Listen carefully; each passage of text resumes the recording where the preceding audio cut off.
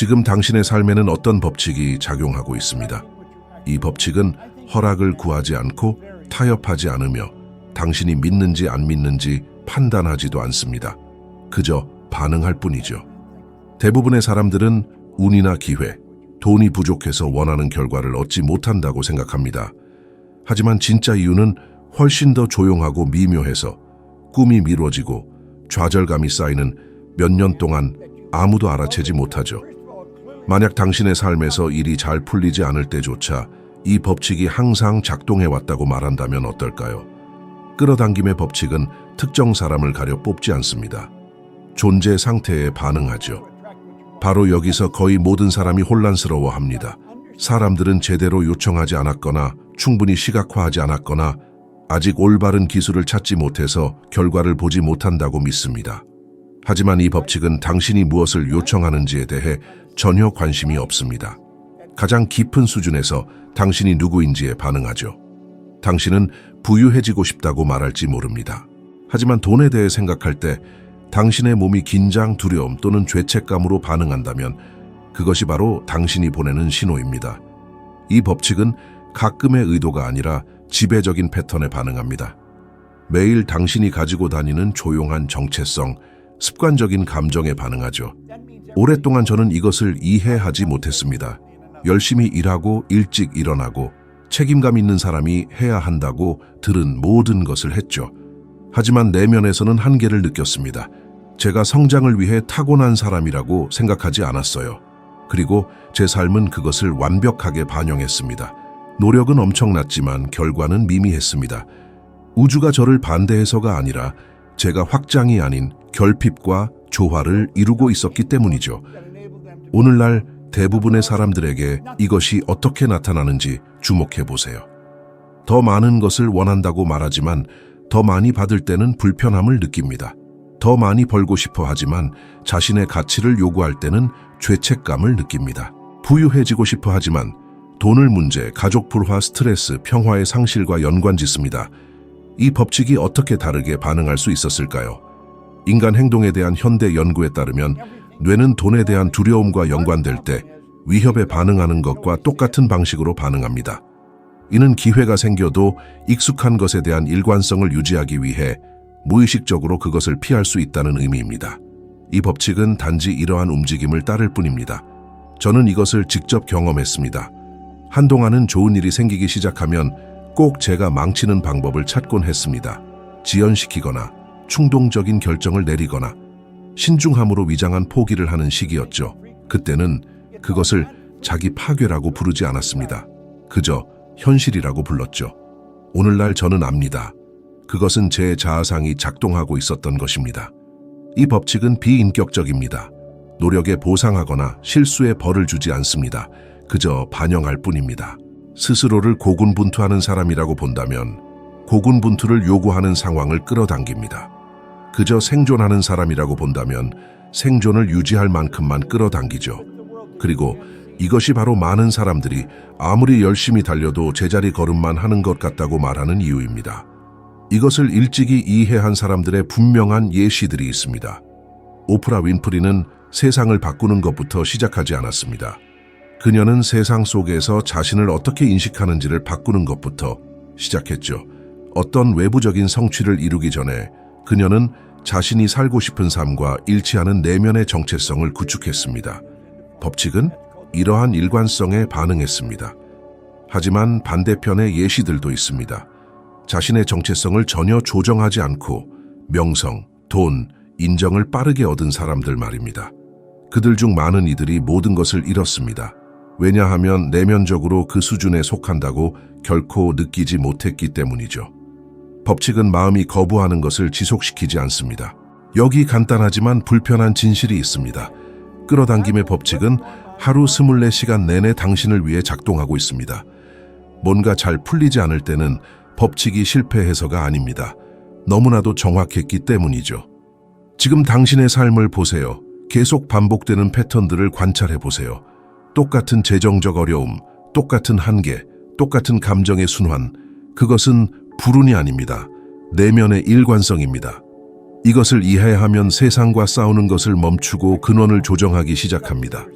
왜냐하면 당신이 생각하고 느끼고 결정하는 내면의 상태를 바꾸는 순간 법칙은 다르게 반응할 수밖에 없기 때문입니다. 당신은 당신이 바라는 것을 끌어당기는 것이 아닙니다. 당신은 당신 스스로가 어떤 사람이라고 믿는 것과 일치하는 것을 끌어당기고 있습니다. 그리고 그 믿음이 변하지 않는 한 반응은 정확히 똑같을 것입니다. 노력이 미덕이기를 멈추고 함정이 되는 지점이 있습니다. 대부분의 사람들은 그 선을 넘을 때를 결코 깨닫지 못합니다. 그들은 더 열심히 일하고 더 많이 희생하거나 조금만 더 버티면 삶이 마침내 보상해 줄 것이라고 믿습니다. 하지만 노력 그 자체만으로는 진정한 변화를 만들지 못합니다. 그것은 단지 이미 존재하는 패턴을 증폭시킬 뿐입니다. 저도 몇 년 동안 정확히 이렇게 살았습니다. 열심히 일하고 저에게 오는 모든 것을 받아들이며 어떤 것이든 수용했죠. 겉으로는 책임감 있는 모습이었지만 속으로는 생존에 불과했습니다. 제 문제는 행동 부족이 아니었습니다. 내면의 방향성 문제였죠. 그리고 그것이 바뀌기 전까지는 아무것도 진정으로 변하지 않았습니다. 이것이 일상생활에서 어떻게 나타나는지 살펴보세요. 일찍 일어나고 교통체증을 겪고 하루 종일 일하고 지쳐서 집에 돌아와서도 여전히 청구서 걱정을 하는 사람들. 그들 중 많은 수가 돈이 손가락 사이로 빠져나간다거나 들어오자마자 나간다고 말하는 것을 눈치채셨나요? 이것은 노력 부족이 아닙니다. 어떤 진전도 무력화시키는 내면의 패턴입니다. 재정 행동에 대한 연구에 따르면 지속적인 스트레스에 시달리는 사람들은 더 많이 벌 때조차 충동적인 결정을 내리는 경향이 있습니다. 그들은 긴장을 완화하기 위해 소비하고 계획을 미루며 순간의 휴식을 마땅한 보상과 혼동합니다. 결과는 예측 가능합니다. 더 많은 노력은 더 많은 소진을 낳고 더 많은 소진은 더 적은 명료함을 낳습니다. 제 삶에서 이것이 명확해진 결정적인 순간이 있었습니다. 저는 직장을 다니며 안정적인 삶을 살았지만 갇혀 있다고 느꼈습니다. 나쁜 직업이 아니었습니다. 내면에서 제가 되어가고 있던 사람에게는 너무 작은 정체성이었죠. 제가 직장을 그만두고 청소 사업을 시작하기로 결정했을 때 많은 사람들이 미쳤다고 생각했습니다. 저는 정규 교육도 사업 경험도 아무런 보장도 없었으니까요. 하지만 저는 더 이상 두려움에서 벗어나 움직이고 있었습니다. 그리고 그것이 모든 것을 바꾸어 놓았습니다. 첫 해에 그 사업은 1억 3천만 원 이상의 수익을 창출했습니다. 이것은 제가 예전보다 더 희생하거나 더 많은 밤샘을 하거나 녹초가 될 정도로 일했기 때문에 일어난 일이 아닙니다. 저는 이미 그렇게 하고 있었습니다. 차이는 내면에 있었습니다. 처음으로 노력은 다른 곳에서 비롯되었습니다. 저는 더 이상 누구에게도 아무것도 증명하려고 하거나 결핍에서 벗어나려고 애쓰지 않았습니다. 의도와 명확성, 그리고 제가 누구인지에 대한 새로운 인식을 가지고 구축하고 있었습니다. 같은 행동들이 다른 무게를 가지게 되었습니다. 그 뒤에 있는 정체성이 바뀌었기 때문이죠. 저는 더 확고하게 결정을 내렸고 더 침착하게 협상했으며 말이 안 되는 거래는 받아들이지 않았습니다. 절박함은 없었습니다. 방향성이 있었습니다. 그리고 노력이 정체성과 일치할 때 끌어당김의 법칙은 저항 없이 자연스럽게 반응합니다. 그것은 운이 아니었습니다. 그것은 일관성이었습니다. 오늘날 대부분의 사람들은 정반대로 행동합니다. 그들은 같은 정체성을 고수하면서 자신의 삶을 바꾸려고 노력합니다. 다른 결과를 원하지만 같은 자리에서 생각하고 느끼고 결정하는 것을 계속하죠. 그것은 마치 핸드브레이크를 당긴 채 가속 페달을 밟는 것과 같습니다. 지금까지의 내용이 공감되신다면 좋아요 버튼을 누르고 채널을 구독해주세요. 이 작은 행동이 바로 보상 없는 노력의 악순환에 갇힌 사람들에게 이러한 유형의 콘텐츠가 계속 존재하고 도달할 수 있도록 하는 원동력입니다. 당신이 이렇게 할 때 단순히 채널을 돕는 것이 아닙니다. 이 메시지의 확장에 동참하는 것입니다. 내면의 패턴이 외면과 일치하지 않을 때 어떤 일이 일어나는지에 대한 분명한 예시들이 있습니다. 거액의 복권 당첨자 중 많은 수가 불과 몇 년 후에 빚더미에 앉게 됩니다. 연구에 따르면 대부분이 이전과 같은 재정 수준으로 돌아갑니다. 돈이 부족해서가 아니라 정체성이 그대로였기 때문입니다. 돈을 벌기 위한 노력이 그것을 유지할 내면의 일관성 부족을 보상하지 못했던 것이죠. 이것은 매일 더 작은 규모로 일어납니다. 월급이 오르고도 얼마 지나지 않아 똑같은 어려움에 직면하는 사람들.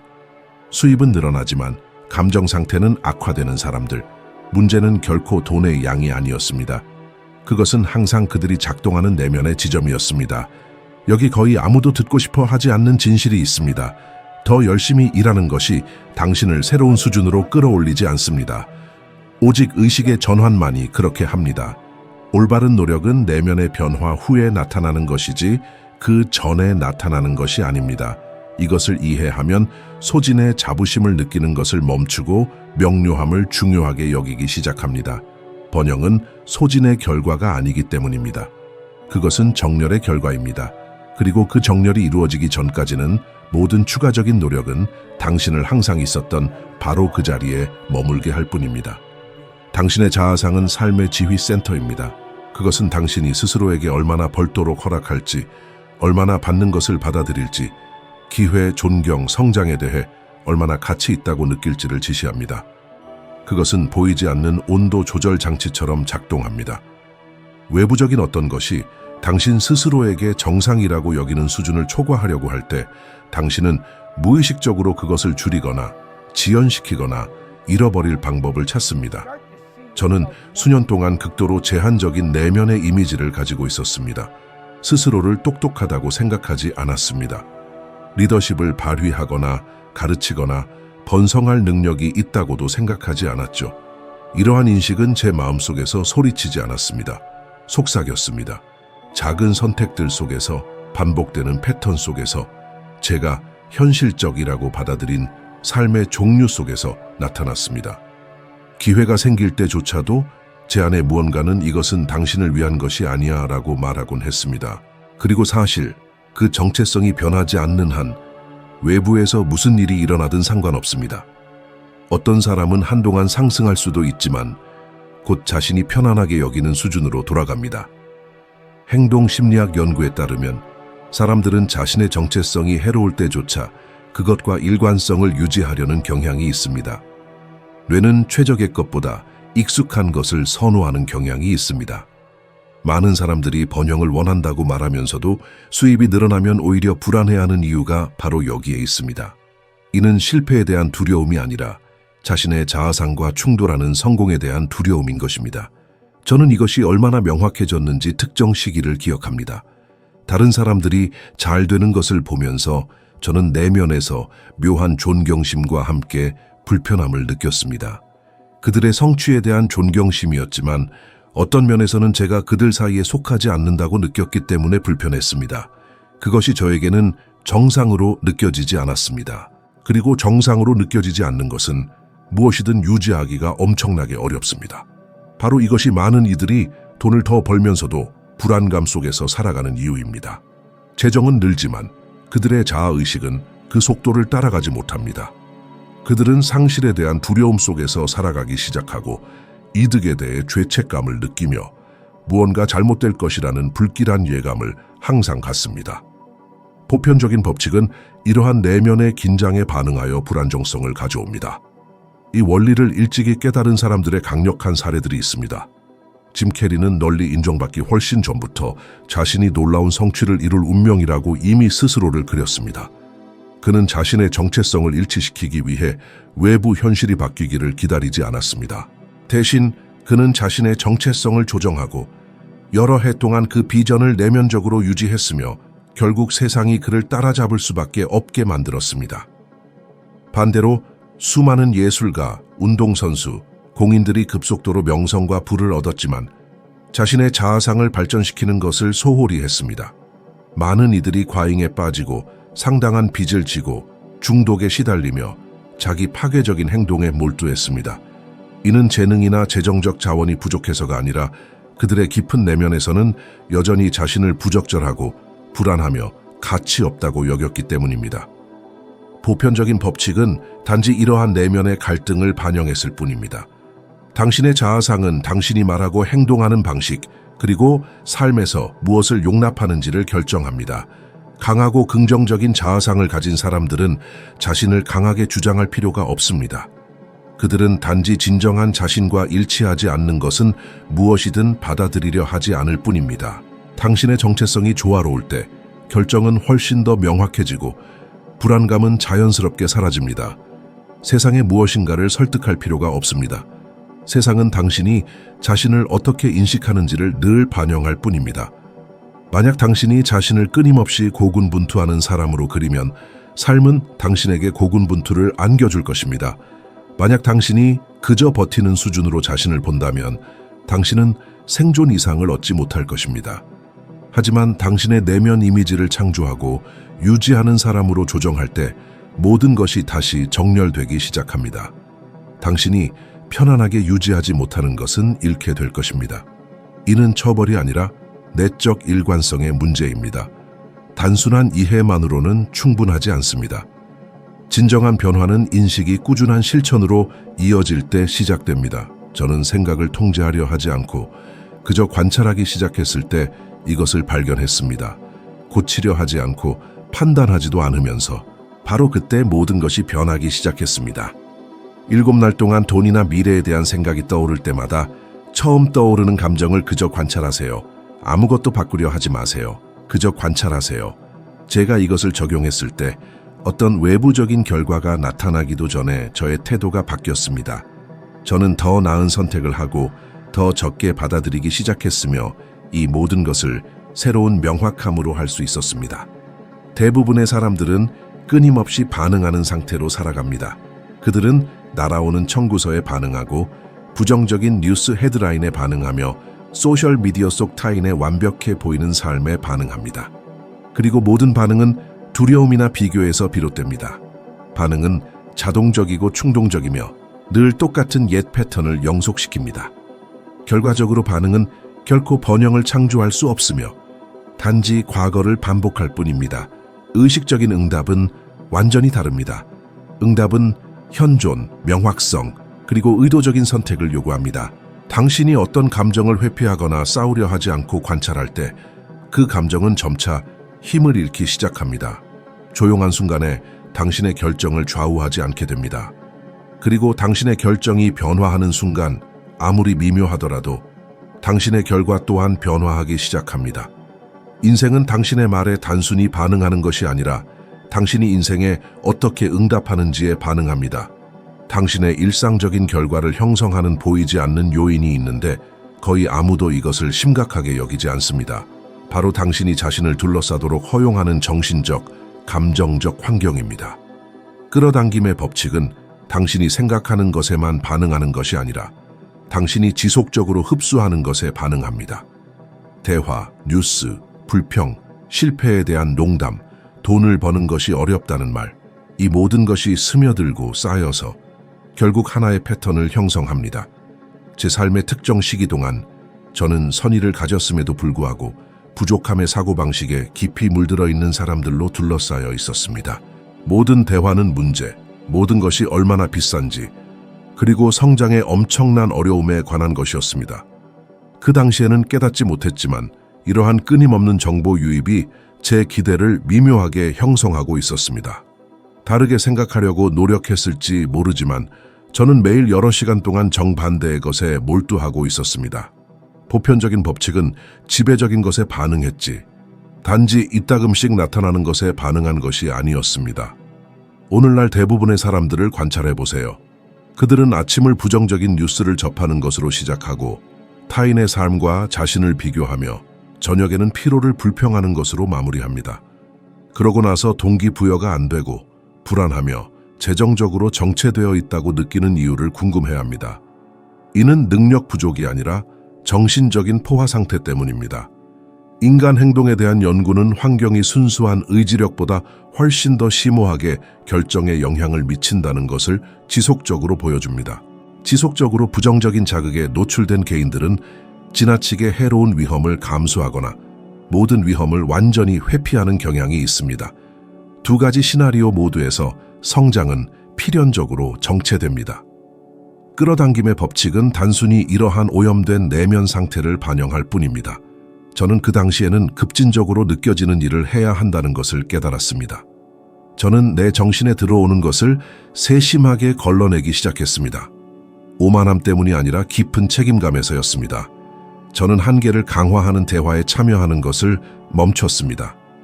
저는 무엇을 듣고 무엇을 읽으며 누구와 대부분의 시간을 보낼지 의도적으로 선택하기 시작했습니다. 이것은 고립이 아니라 조화였습니다. 이것은 모든 것을 완전히 바꾸어 놓았습니다. 제 생각은 명료해졌습니다. 제 에너지는 확연히 달라졌습니다. 제 결정은 훨씬 더 확고해졌습니다. 그리고 놀랍게도 전혀 예상치 못한 곳에서 기회들이 나타나기 시작했습니다. 보편적인 법칙은 외부적인 고요함에 반응한 것이 아니라 그 고요함이 길러낸 새로운 내면의 패턴에 반응했습니다. 이러한 현상에 잘 알려진 사례들이 있습니다. 앨런 머스크와 같은 인물들은 불필요한 소음으로부터 시간과 주의를 보호하는 것의 중요성을 일관되게 강조해 왔습니다.